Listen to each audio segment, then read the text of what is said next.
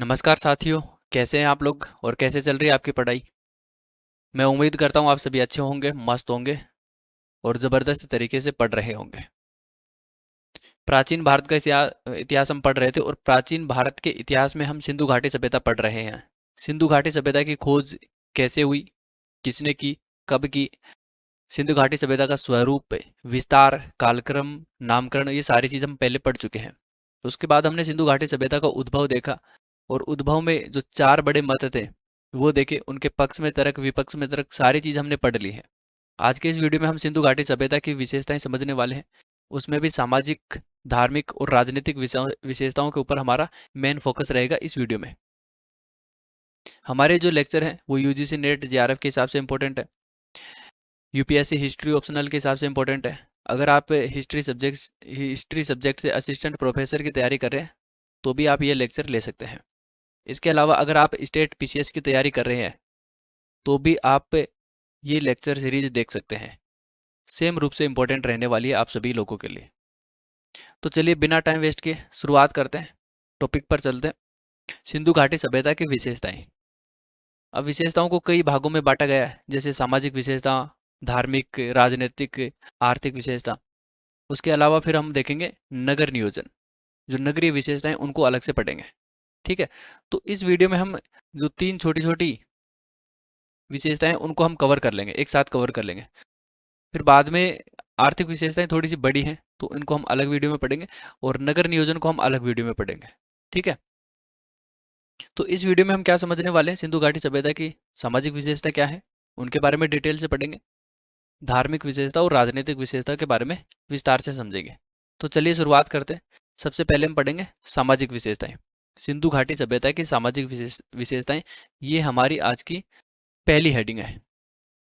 ठीक है। अब देखिए, सिंधु घाटी सभ्यता के बारे में आप कुछ छोटी छोटी चीजें पढ़ चुके हैं तो थोड़ा बहुत आइडिया आपको होगा। सिंधु घाटी सभ्यता का जो समाज था वो मात्र सत्तात्मक समाज था। और आपको याद है कि सिंधु घाटी सभ्यता और आर्य सभ्यता में हमने जब तुलना की थी तो उस समय हमने बताया था कि जो आर्य सभ्यता थी वो पितृ सत्तात्मक थी, जबकि सिंधु घाटी सभ्यता मात्र सत्तात्मक थी। तो आज हम इसकी पुष्टि करने वाले हैं। हड़प्पाई जो समाज था वो कैसा था, मात्र सत्तात्मक था। तो हम कैसे कह सकते हैं कि हड़प्पाई समाज मात्र सत्तात्मक था, क्योंकि हमको हड़प्पा सभ्यता से मात्र देवी की मूर्तियां मिली हैं, स्त्रियों की बहुत सारी मूर्तियां मिली हैं, मरण मूर्तियां मिली हैं, यानी कि मिट्टी की मूर्तियां मिली हैं। तो इन मिट्टी की मूर्तियों के आधार पर जो स्त्रियों की है, जो मात्र देवी की है, तो इन मूर्तियों के आधार पर हम ये बोल सकते हैं कि जो स्त्री थी, जो माता थी, उसको ज्यादा इंपॉर्टेंस यहाँ पर दिया जाता था। तो इसीलिए जो हड़प्पाई समाज था, जो सिंधु घाटी सभ्यता का जो समाज था, वो मात्र सत्तात्मक है, उसमें माता की भूमिका ज्यादा रही है। ठीक है। हड़प्पाई समाज की अगली विशेषता है कि यहाँ पर महिलाओं की स्थिति बहुत ज्यादा अच्छी थी। महिला अच्छी स्थिति में यहाँ पर जीवन यापन कर रही थी। कैसे, हम ये कैसे कह सकते हैं? तो देखिए, हमको कई प्रकार के आभूषण और प्रसाधन की सामग्रियां मिली है, जैसे लिपस्टिक। लिपस्टिक हमको चान्होदड़ो से मिला है, सिंदूर हमको मेहरगढ़ से मिला है, शॉपिंग मॉल के साक्ष्य हमको सूरकोटड़ा से मिले हैं। तो इन आधारों पर हम ये कह सकते हैं कि जब, देखिए, स्त्री की जब वैल्यू होगी समाज में तभी वो श्रृंगार करती है, ठीक है, और आभूषण पहनती है। जब स्त्री की कोई वैल्यू नहीं है, उसको एक हीन भावना से देखा जाएगा, तो फिर उसको सजने संवरने क्यों दिया जाएगा? तो स्त्रियां क्या थी, सजती थी, संवरती थी। तो इस आधार पर हम ये अनुमान लगा सकते हैं कि हड़प्पा सभ्यता के दौरान जो स्त्रियों की स्थिति थी वो बहुत ज्यादा अच्छी थी। ठीक है। तो हड़प्पाई समाज में महिलाओं की स्थिति क्या थी, अच्छी थी। ये आपको ध्यान में रखना है। ठीक है। समाज मात्र सत्तात्मक था, महिलाओं की स्थिति बहुत ज्यादा अच्छी है। यहाँ पर समाज का स्त्रीकरण यहाँ पर हो चुका था। तो समाज अलग अलग भागों में, वर्गों में बट चुका था, स्त्रीकरण। ठीक है। यानी कि वो विभाजित हो रहा था, वर्गीकृत हो रहा था अलग अलग वर्गों में। जैसे बौद्धिक वर्ग है, योद्धा वर्ग है, व्यापारी वर्ग है, मजदूर वर्ग है। तो इस प्रकार से समाज के अलग अलग स्तर यहाँ पर बन चुके थे। तो नगर नियोजन और भवनों की जब संरचना आप देखोगे सिंधु घाटी सभ्यता के, नगर नियोजन आगे हम पढ़ेंगे और भवन जो कला है वो भी हम देखेंगे। तो नगर नियोजन एवं भवनों की संरचना को आप देखेंगे तो उस आधार पर आपको ये अपने आप पता चल जाएगा कि समाज क्या है, वो धीरे धीरे अलग अलग स्तरों में बट रहा था। जैसे थोड़ा सा यहाँ पर समझ लेते हैं। जैसे आप सिंधु घाटी सभ्यता के नगर नियोजन को देखेंगे तो वहां पर आप पाएंगे कि कई जो भवन है वो बहुमंजिला है, दो मंजिला है, त्रिमंजिला है। तो बहुमंजिला मकान वही बनाएगा जिसके पास ज्यादा धन होगा। ठीक है। तो यहाँ पर धनी वर्ग अलग हो गया था। एक आप साक्ष्य देखेंगे कि जहाँ पर विशाल अनागार है वहां पर एक बड़ी बस्ती भी आपको देखने को मिलेगी। तो इतिहासकार ऐसा मानते हैं कि वहां पर मजदूर लोग रहते थे। तो मजदूरों का वर्ग अलग हो गया।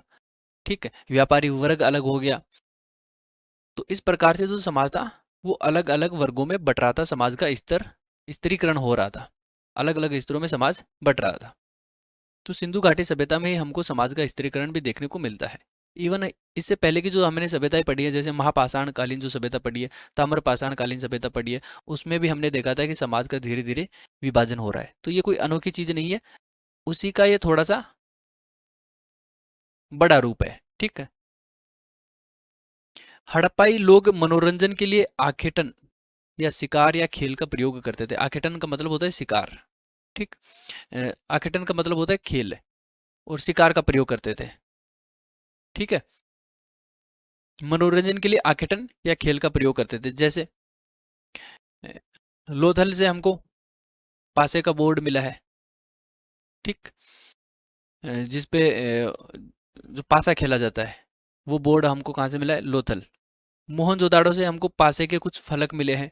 धोलावीरा से हमको स्टेडियम के साक्ष्य मिले हैं। और शिकार के लिए तीर और भाले का यहाँ पर प्रयोग किया गया था सिंधु घाटी सभ्यता में। तो हड़प्पाई जो लोग थे वो मनोरंजन के लिए खेल का प्रयोग करते थे। खेल को ही आखेटन भी बोलते हैं। और शिकार का वो लोग भी प्रयोग करते थे मनोरंजन के लिए। मनोरंजन के लिए वो शिकार के ऊपर भी जाते थे। ठीक है। तो हड़प्पाई लोग हड़प्पाई जो समाज कैसा था उसकी संरचना आपके दिमाग में बन रही होगी। समाज अलग अलग स्तरों में बट रहा है। महिलाओं की स्थिति अच्छी है, महिलाओं को ज़्यादा महत्व दिया जा रहा है। इसका मतलब ये है कि समाज मात्र सत्तात्मक है। लोग हंसी खुशी से खेल रहे हैं, शिकार पर जा रहे हैं। तो क्या है, समाज एक खुशहाल समाज है। कुल मिलाकर के बात ये है। अब कुछ इतिहासकार ये मानते हैं कि सिंधु घाटी सभ्यता में दास प्रथा अ, भी आपको देखने को मिलती है। तो सिंधु घाटी सभ्यता के समय दास प्रथा का प्रचलन था, ऐसा कुछ इतिहासकार मानते हैं। जैसे मार्टिन व्हीलर है, गोल्डन चाइल्ड है। तो ये जो इतिहासकार है ये मानते हैं कि सिंधु घाटी सभ्यता में दास प्रथा प्रचलित थी। लेकिन S R Rao, R S Sharma, Ramsharan Sharma, जो ये लोग मानते हैं कि सिंधु घाटी सभ्यता में दास प्रथा नाम की कोई चीज नहीं थी। तो वो इस मत का खंडन करते हैं और ये प्रमाण देते हैं कि दास प्रथा के पक्ष में ये प्रमाण दिया जाता है कि बड़े घरों के पास में छोटे घरों का मिलना दास प्रथा का मतलब प्रमाण है। कि बड़े घर हैं उनके पास छोटे घर मिल रहे हैं, इसका मतलब यह है कि बड़े घरों में काम करने के लिए वहां पर आसपास छोटे जो मजदूर थे उनको बचाया गया था, जो छोटे श्रमिक थे उनको बचाया गया था। ऐसा मार्टिन व्हीलर और गोल्डन चाइल्ड मानते हैं। लेकिन आर एस शर्मा और एस आर राव ये दोनों इस बात को नहीं मानते हैं। ये इस बात का खंडन करते हैं कि ऐसा नहीं है।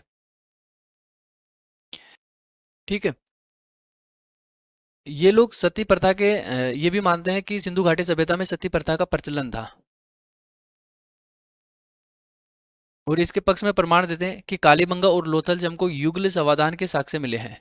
युगल समाधान वहां से मिला है। तो ऐसा माना गया कि जब पति की मृत्यु हो गई तो पत्नी को उसके साथ दफना दिया गया, या पत्नी की मृत्यु हो गई तो पति को उसके साथ दफना दिया गया। तो युगल समाधान के साक्ष्य हमको ये बताते हैं कि सिंधु घाटी सभ्यता में सती प्रथा का प्रचलन था। तो नहीं, सिंधु घाटी सभ्यता में सती प्रथा का प्रचलन नहीं था। सती प्रथा का जो स्पष्ट साक्ष्य हमको पहला देखने को मिलेगा वो गुप्त काल में देखने को मिलेगा। ठीक है। तो जो युगल समाधान मिले हैं ये जरूरी नहीं है कि, हो सकता है कि दो लोगों की मृत्यु एक साथ हुई हो तो दोनों को एक साथ दफना दिया गया हो। ठीक है। तो यहाँ पर एक साथ शव मिलना इस बात का प्रमाण नहीं है कि सिंधु घाटी सभ्यता में सती प्रथा का प्रचलन था। तो दास प्रथा और सती प्रथा दोनों के ऊपर, ठीक है, कई इतिहासकार मानते हैं ये थे, कई इतिहासकार मानते हैं ये नहीं थे। तो इनके आधार पर सिर्फ अनुमान लगाया जा सकता है। ऐसा था या नहीं था ये कन्फर्म बिल्कुल नहीं कहा जा सकता। तो दोनों को आपको एक तरफ नहीं करना है कि आप ऐसा बोल देंगे कि दास प्रथा थी ही नहीं। हो सकता है दास प्रथा रही हो, या आप ऐसा भी नहीं कह सकते कि दास प्रथा नहीं थी। सती प्रथा थी या नहीं थी, तो इस बात के हम बिल्कुल पुख्ता प्रमाण नहीं दे सकते। जब तक कि सिंधु घाटी जो लिपि है उसको नहीं पढ़ लिया जाता, हड़प्पा लिपि को नहीं पढ़ लिया जाता, तब तक स्पष्ट रूप से कुछ कहना यहाँ पर गलत होगा। ठीक है, तो ये अनुमान है। तो अनुमान को आपको सिर्फ इतना याद रखना है कि कुछ इतिहासकार ऐसा बोलते हैं, कुछ इतिहासकार नहीं बोलते। जहां पर सस्पेंस होता है कमीशन वहां से सवाल नहीं पूछता है, क्योंकि हो सकता है फिर बाद में जाकर के उस पर रिट लगे। ठीक है, चैलेंज किया जाए उन क्वेश्चनों को। तो ये चीज थोड़ी सी ध्यान रखनी है दास प्रथा और सती प्रथा के बारे में आपको। अगली जो विशेषता है, हड़प्पा कालीन जो लोग थे वो शाकाहारी और मांसाहारी थे, दोनों प्रकार के भोजन का प्रयोग करते थे। क्योंकि यहाँ से हमको दाने के साक्ष्य भी मिले हैं। ठीक है, पशुपालन के साक्ष्य भी मिले हैं। तो कुछ ऐसे पशुपालन के साक्ष्य भी मिले हैं जिनको सिर्फ खाया जाता है मार करके। ठीक है, हड़प्पा कालीन जो लोग हैं वो शल्य चिकित्सा से परिचित थे। और इसका एक साक्ष्य हमको कालीबंगा से मिलता है। और कालीबंगा के बारे में हमने पहले बताया था कि जो कालीबंगा है इसको प्राक हड़प्पाई सभ्यता में भी पढ़ा जाता है और हड़प्पा समकालीन सभ्यताओं में भी पढ़ा जाता है, क्योंकि ये हड़प्पा सभ्यता से पहले से अस्तित्व में रही है। ठीक, तो कालीबंगा से हमको 6 छिद्र वाली एक खोपड़ी मिली है, जिसके आधार पर हम ये कह सकते हैं कि जो हड़प्पा कालीन जो लोग थे वो शल्य चिकित्सा के बारे में परिचित थे, वो लोगों का इलाज करना जानते थे। नेक्स्ट, हड़प्पाई लोग समाधान प्रणाली से परिचित थे और 3 प्रकार के समाधान पद्धति को अपनाते थे। 3 प्रकार के समाधान पद्धति उस समय प्रचलित थे। एक है पूर्ण समाधान। पूर्ण समाधान क्या होता है? इसमें शव के साथ आवश्यक सामग्रियां दफन कर दी जाती हैं। एक होता है आंशिक समाधान। आंशिक समाधान में क्या होता है, शव को कुछ समय के लिए खुले में छोड़ दिया जाता है ताकि जो पशु पक्षी है वो उसका भक्षण कर सके। बाकी जो शेष हिस्सा बच जाता है, जो हड्डियां बच जाती हैं, फिर उनको दफन कर दिया जाता है। जैसे कालीबंगा में हमको इस प्रकार के कई सारे साक्ष्य मिले हैं। एक होता है कलश समाधान, जिसमें छोटे बच्चों को मर्द भांड में रख करके उसको दफन किया जाता है। तो सुरकोटड़ा, मोहनजोदड़ो, कालीबंगा, तो बहुत सारे स्थलों से हमको कलश समाधान के साक्ष्य मिले हैं। पूर्ण समाधान के साक्ष्य हमको भी बहुत सारी जगहों से मिले हैं, जैसे हड़प्पा है, सनोली है, लोथल है। तो लोथल से हमको संयुक्त समाधान के साक्ष्य मिले हैं। ठीक, एक से अधिक व्यक्तियों को एक साथ दफनाया गया था। ताबूत समाधान का मतलब ये है कि जो लकड़ी का एक एक बॉक्स होता है ना, उसमें शव को रख करके दफनाया जाता है। विस्तारित समाधान, जिसमें शव के साथ अन्य सारी चीजें भी दफनाई जाती हैं। तो ये क्या है, पूर्ण समाधान का ही अलग अलग रूप है। तो सिंधु घाटी सभ्यता के समय समाधान की 3 पद्धतियां प्रचलित थी: पूर्ण समाधान, आंशिक समाधान और कलश समाधान।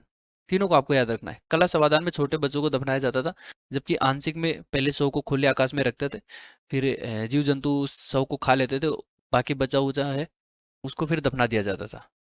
पूर्ण समाधान में शव को सीधा मिट्टी में दफनाया जाता था, उसके साथ आवश्यक सामग्रियां भी रखी जाती थी। तो इस प्रकार के 3 समाधान प्रणाली उस समय प्रचलित थी। तो ये हो गई हमारी सारी सामाजिक विशेषताएं। अब सामाजिक विशेषता में आपको क्या याद रखना है, फिर से बता देते हैं। समाज मातृसत्तात्मक था, महिलाओं की स्थिति अच्छी थी।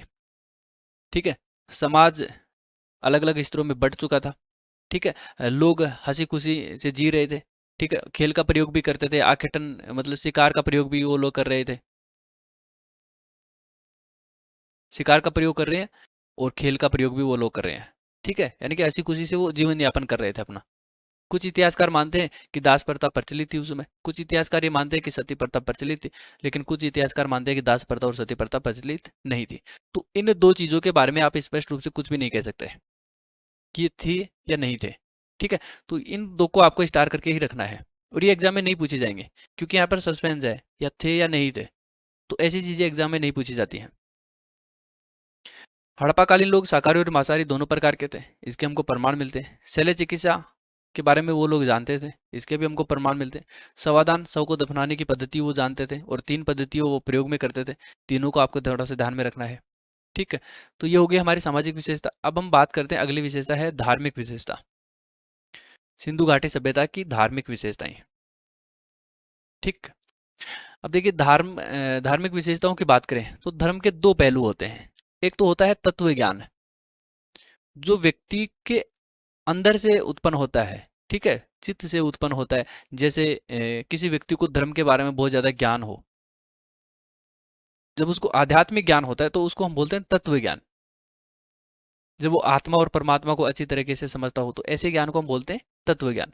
एक होता है अनुष्ठान, किसी व्यक्ति को यज्ञ करवाना आता हो, फेरे करवाने आते हो, ठीक है, दाह संस्कार करवाना आता हो, तो ये होते हैं अनुष्ठानिक ज्ञान। तो ये भी अनुष्ठान क्या है, एक धर्म का रूप है, और तत्व ज्ञान भी एक क्या है, एक धर्म का पहलू है, रूप है। ठीक है। तो हड़प्पा सभ्यता के लोगों को तत्व ज्ञान था या नहीं था, इसका हमको कोई प्रमाण नहीं मिलता है, क्योंकि तत्व ज्ञान जो होता है वो भौतिक नहीं होता है, वो आध्यात्मिक होता है। ये भौतिक नहीं है तो इसको आप देख नहीं सकते। अब इसके लिए तो आपको लिपि पढ़नी पड़ेगी। सिंधु घाटी सभ्यता की जब तक लिपि नहीं पढ़ी जाती, वो लोग क्या कहना चाहते थे, क्या नहीं कहना चाहते थे, क्या कर रहे थे, क्या नहीं कर रहे थे, उसको कितना ज्ञान था, कितना नहीं था, जब तक हम लिपि नहीं पढ़ लेते तब तक इसके बारे में हम कुछ नहीं कह सकते कि सिंधु घाटी सभ्यता के लोगों को तत्व ज्ञान था या नहीं था। ठीक है। तो इसकी कोई जानकारी हमको प्राप्त नहीं होती है। लेकिन सिंधु घाटी सभ्यताओं को अनुष्ठानिक ज्ञान था, वो अनुष्ठानिक धर्म को मानते थे। प्रमाण क्या है, प्रमाण हमारे पास ये है कि मूर्तियों के साक्ष्य हमको मिले हैं। तो वो लोग मूर्ति पूजा करते होंगे, इसीलिए उन्होंने मूर्ति बनाई है। उन्होंने सामूहिक एक बड़ा स्नानागार बनाया था सिंधु घाटी सभ्यता के लोगों ने। ठीक है। तो इस बड़े स्नानागार से हमको ऐसा पता चलता है कि लोग यहाँ पर सामूहिक रूप से स्नान करते थे। तो हो सकता है कि वो उस टाइम का उनका कोई तीर्थ स्थल रहा हो। ठीक है। तो पुरातात्विक स्रोतों से हड़प्पाई लोगों के धार्मिक अनुष्ठान की जानकारी का प्रमाण हमको मिलता है। तो उनको धार्मिक अनुष्ठान की जानकारी थी, लेकिन तत्व ज्ञान की जानकारी थी या नहीं थी, ये हम बिल्कुल नहीं कह सकते। तो धार्मिक विशेषताओं में आपको ये सारी चीजें याद रखनी है। हड़प्पाई लोग मूर्ति पूजा करते थे। ठीक है। अब इसी को अनुष्ठानिक धर्म को हम आगे बढ़ा रहे हैं थोड़ा सा। हड़प्पाई लोग क्या करते थे, मूर्ति पूजा करते थे, क्योंकि मोहनजोदाड़ो से हमको मातृ देवी की मूर्ति मिली है, कुछ इस प्रकार की यहाँ पर मूर्ति मिली है। हड़प्पाई लोग बहुदेववाद में विश्वास करते थे, यानी कि एक से अधिक देवताओं में वो लोग विश्वास करते थे। जैसे हड़प्पा से हमको पृथ्वी देवी या उर्वरा देवी की मूर्ति हमको मिलती है, मोहनजोदाड़ो से हमको मातृ देवी की मूर्ति मिलती है। ठीक है। हड़प्पा से ये जो पृथ्वी देवी या उर्वरा देवी की जो मूर्ति मिली है, उसके गर्भ से एक पौधा निकलता हुआ दिखाई दिया है। ये इस बात का प्रतीक है कि जो धरती माता है, ये हमको खाने के लिए फसल देती है, अनाज देती है। ठीक है। तो ये कृषि का प्रतीक है कि जो धरती माता होती है वो अपने बच्चों का पालन पोषण करने के लिए अनाज उनको देती है। ठीक है। कुछ थोड़ी बहुत वो श्रम करेंगे, उसके बदले में वो अनाज प्राप्त करेंगे। तो किसान जो होते हैं वो श्रम करते हैं पहले, फिर उनको लास्ट में जाकर के अनाज प्राप्त होता है पूरी फसल तैयार होने के बाद में। ठीक। तो ये जो मूर्ति है वो इसी चीज को दिखा रही है। तो स्त्री के गर्भ से निकले हुए पौधे का चित्रण यहाँ पर दिखाया गया है। दूसरी तरफ आप देखेंगे तो हड़प्पाई मोहरों पर एक पुरुष हंसिया लेता हुआ, हंसिया लिए खड़ा हुआ दिखाया गया है। ये इस बात का प्रतीक है कि जो पुरुष है, ठीक है, वो नर या पशु बलि का प्रतीक यहाँ पर माना जाता है। ये जो चित्र है पुरुष को हंसिया लेते हुए दिखाया गया है, ये बलि का प्रतीक माना जाता है कि वो किसी की गर्दन काटने के लिए वो हंसिया लेकर के खड़ा है। ठीक है। तो ये नर या पशु बलि का प्रतीक यहाँ पर माना जाता है। और नर या बलि की जो नर या पशु की जो बलि दी जाती थी वो देवताओं को खुश करने के लिए उस समय दी जाती थी, ऐसी मान्यता वहां पर चलती रही है।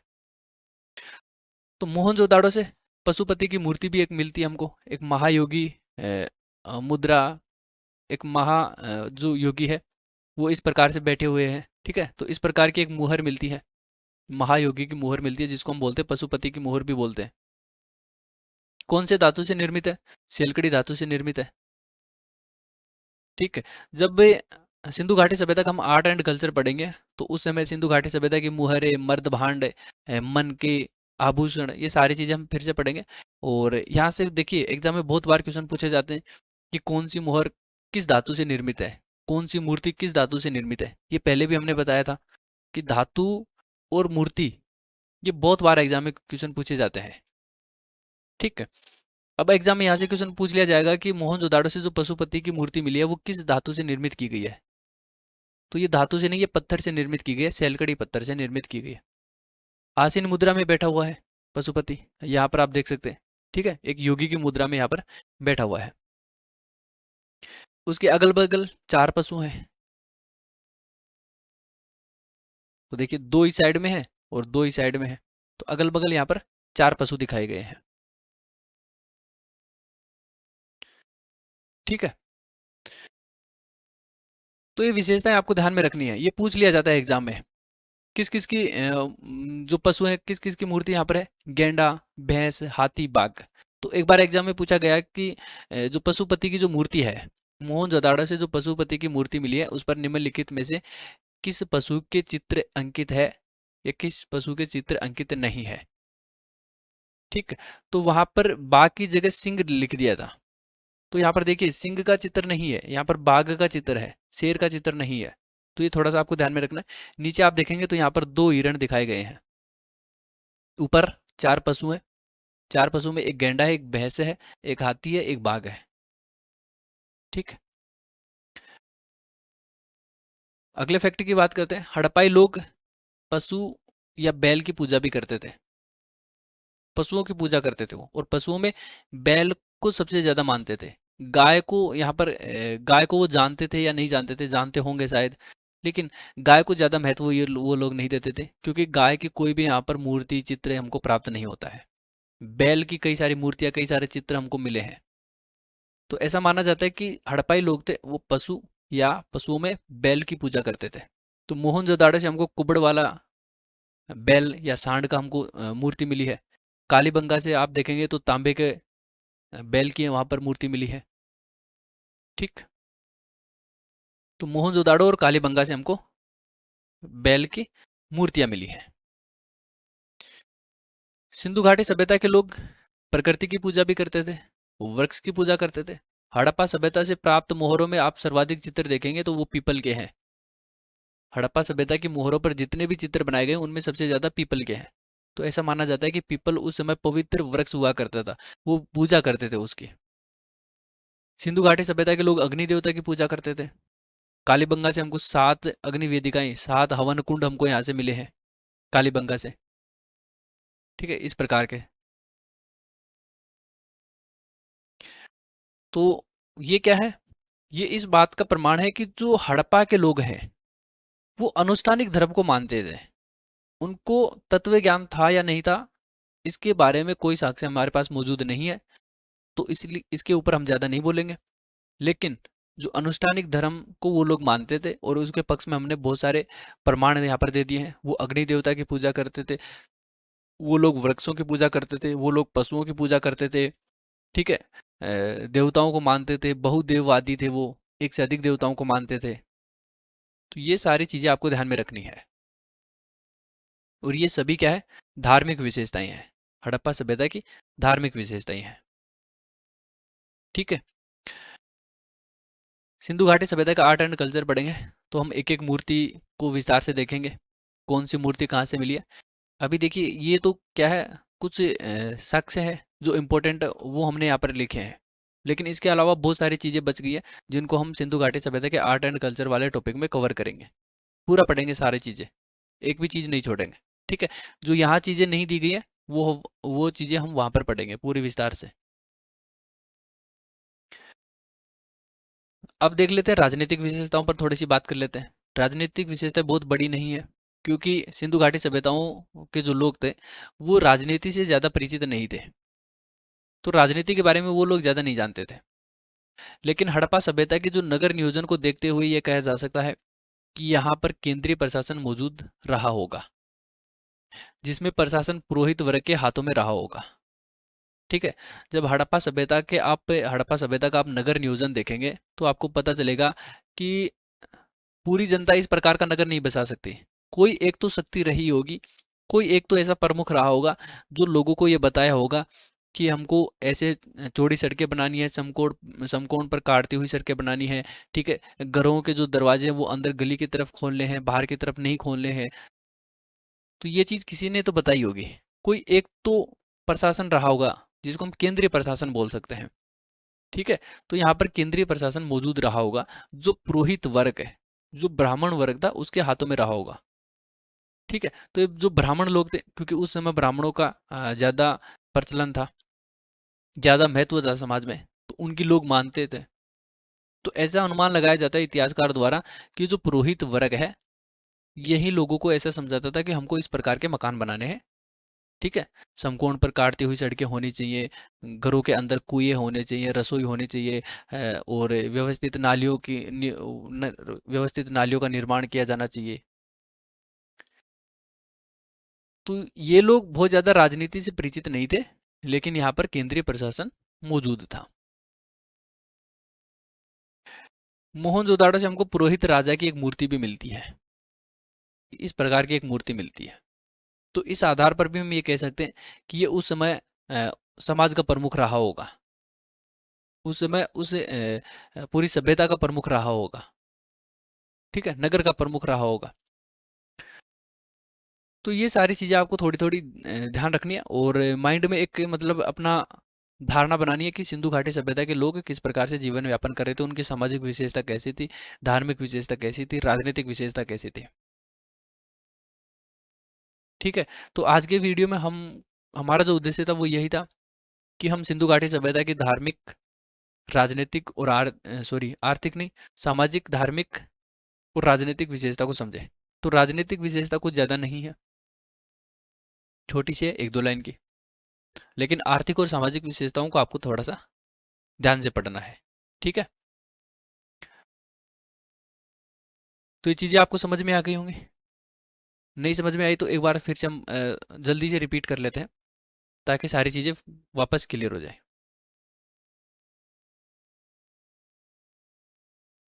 चलिए 1 मिनट में देख लेंगे, 2 मिनट में देख लेंगे। सिंधु घाटी सभ्यता का समाज मात्र सत्तात्मक था, स्त्रियों की ज़्यादा यहाँ पर स्थिति अच्छी थी, समाज अलग अलग स्तरों में बट रहा था, लोग हंसी खुशी से जी रहे थे। ठीक है, वो अनेक प्रकार के खेल खेल रहे थे, शिकार कर रहे थे। ठीक, हड़प्पाई लोग शाकाहारी और मांसाहारी दोनों प्रकार का भोजन करते थे, वो चिकित्सा के बारे में भी जानते थे। यहाँ पर सती प्रथा, दास प्रथा के बारे में आपको बहुत ज़्यादा कुछ कहना नहीं है। ठीक है, मौन ही रहना है। हड़प्पाई लोग थे वो समाधान प्रणाली से भी परिचित थे, 3 प्रकार के समाधानों का प्रयोग वो लोग करते थे। धार्मिक पहलुओं की बात करें तो हड़प्पाई जो लोग थे वो अनुष्ठानिक धर्म को ज़्यादा मानते थे, मूर्ति पूजा में विश्वास करते थे, बहुदेववाद में विश्वास करते थे। ठीक है, मातर देवी की मूर्ति यहाँ पर मिली है, पृथ्वी देवी की मूर्ति मिली है, पशुपति की मूर्ति यहाँ से मिली है। ठीक है, पशु और बैलों की यहाँ पर वो पूजा करते थे, वृक्षों की पूजा भी करते थे, अग्नि देवता की पूजा करते थे। तो इस प्रकार की जो विशेषताएं वो आपको ध्यान में रखनी है। तो आज के वीडियो में बस इतना ही है, बाकी नेक्स्ट वीडियो में हम आर्थिक विशेषताओं पर चर्चा करेंगे। आर्थिक विशेषता बहुत ज़्यादा इंपॉर्टेंट है, और यहाँ से कई बार एग्जाम में क्वेश्चन पूछे जाते रहे हैं।